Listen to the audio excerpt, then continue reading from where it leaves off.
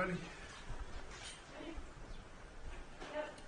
Well, folks, Kamala and I have just received a briefing from senior leaders across our administration from Hurricane Helene and Hurricane Milton. And to state the obvious, I'm sure you feel the same way. Our heart goes out to all those folks who've lost not only personal property, but their homes, and some lost lives. And grieving after the aftermath of the tornadoes, brutal wind, record downpours, and historic flooding. I must have spoken in the last 3 days to 50 to 75 members from North Carolina all the way down to Florida, talking to mayors and county executives. And anyway, it's amazing what's going on. And you know, this is the third major storm to hit California, Florida in 3 months. And experts estimate that, and it's early estimates, it could be more, could be less, but estimate that it's caused damages around $50 billion from Hurricane Milton alone. Just alone, $50 billion. I want everyone in the impacted areas to know we're going to do everything we can to help you pick back up the pieces and get back to where you were. We've been in constant contact, calling and reaching out to over 40 state and local officials, as I said, and we have to give them a little bit of hope. I mean, some of you have been through crises. You know, the one thing you wonder about when things are really bad is there hope? Is anybody coming? Is it going to happen? And that's what's happening right now. State and local officials are doing everything they can to help these folks recover.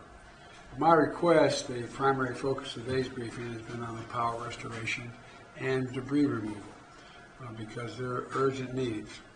Milton left over 3 million people without power, but with the dedication of 50,000 power line workers, 50,000 power line workers from 43 states and the country and Canada have stepped up and come down to help and to restore. They've already restored power to 1 million people so far. And by the way, if you ever watch these guys and women climb these poles in the middle of nowhere, this is, anyway, they're risking it while they're doing this work. And we just spoke to the CEOs of the public and private electric utilities to thank them for surging their restoration crews to people who urgently need power, even in the communities they don't serve. That's one of the points. A lot of these folks are going into communities they don't serve at all. They're just volunteering. And the energy sector is real. And by the way, our Secretary Jennifer Granholm, the energy she calls it a mini NATO, a commitment, mutual assistance, and another shining example. Americans literally, when push comes to shove, they stand up and take care of one another. We're going to continue to prioritize this effort until everyone is reconnected and back online. We've been able to get this work done quicker because of critical infrastructure investments we've made.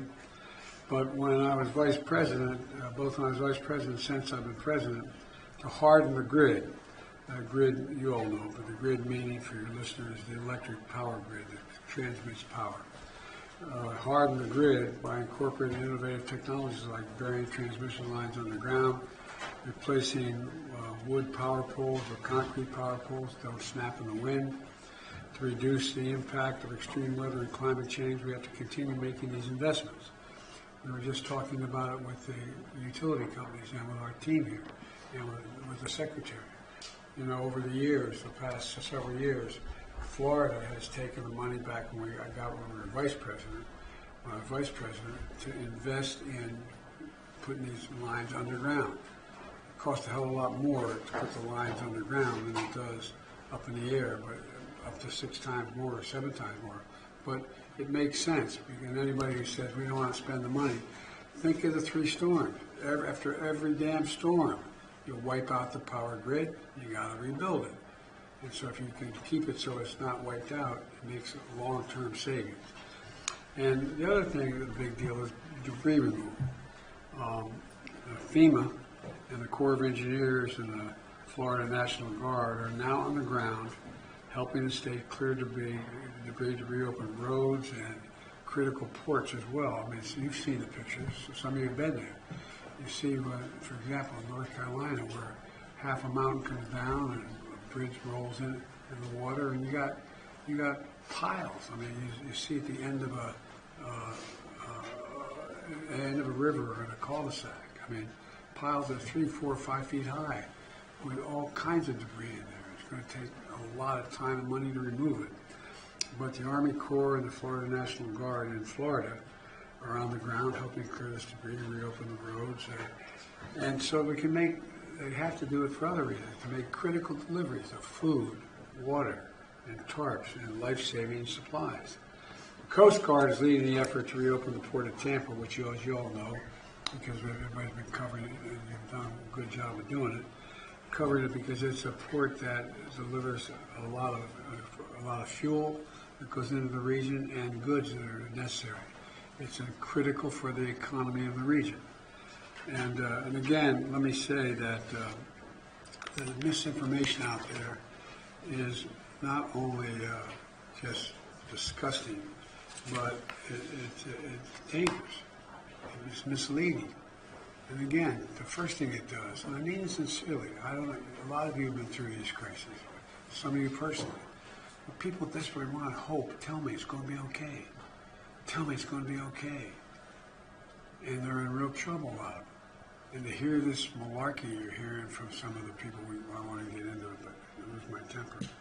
But anyway, the truth is we're providing all the resources that are needed.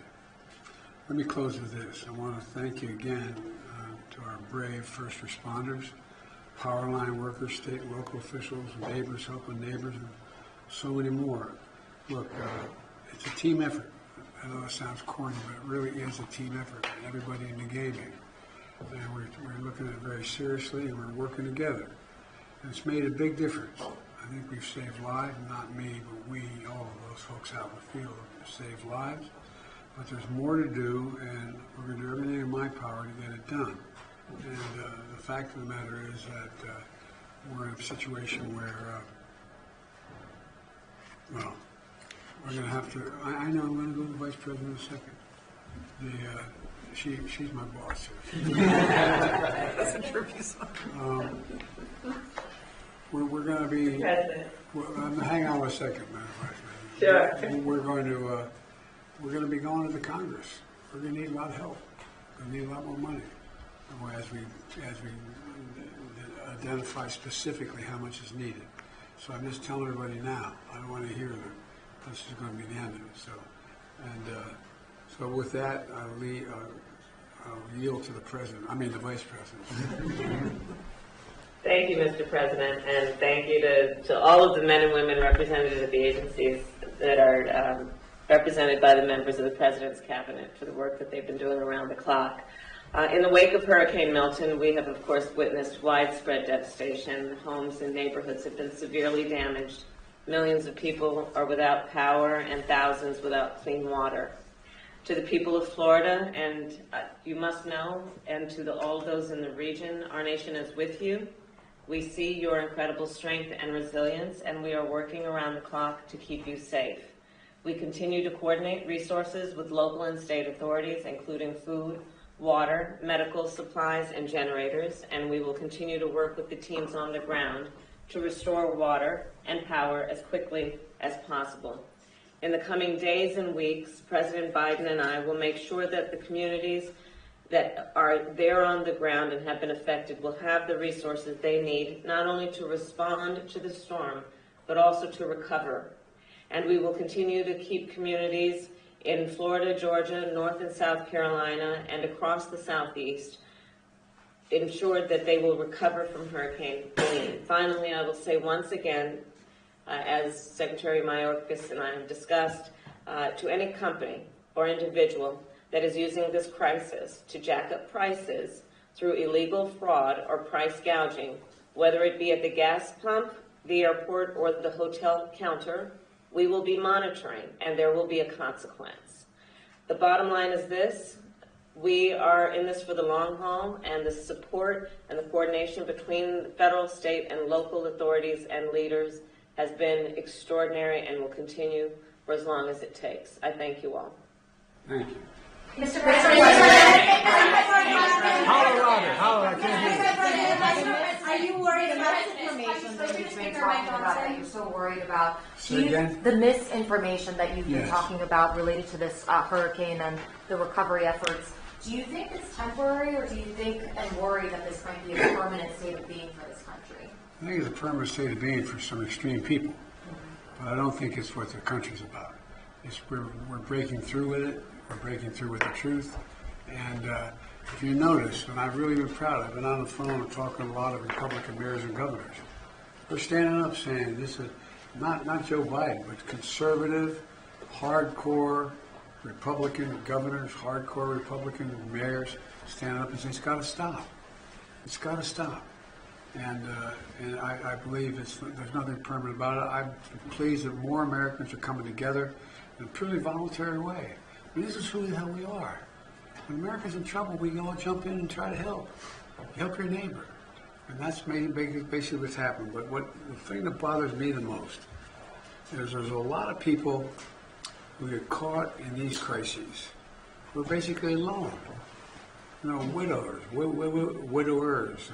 people in hospitals, people who are by themselves, and they don't know, and they lose contact, and they just get scared to death. And anyway, so I think I think those who have been spreading these lies to try to undermine the opposition are going to pay a price for it. Do you think Donald Trump is singularly to blame for all of this? No, he's not singularly. He's just the biggest mouth. Mr. President, will you on Speaker Johnson? No, I haven't, but I've spoken to Republicans who want to speak to Speaker Johnson, and I think Speaker Johnson's going to get the message that he's got to step up, particularly for small businesses. Do you plan to meet with DeSantis in Florida? I've spoken to him if he's available. Yeah, he's been very cooperative. I've had we got on very, very well. Mr. President, are you asking Israel to stop hitting UN peacekeepers? Absolutely, positively. Mr. President, requesting these military aircraft in the final stages of the campaign. I'm sorry? Will you approve Mr. Trump's request to use military aircraft in the final stages of the campaign? As long as you didn't ask for F-15s. Well, Look, I've told the department to give him every single thing he needs for as he were sitting president. Give all that he needs. If it fits within that category, that's fine. But if it doesn't, he shouldn't. Mr. President,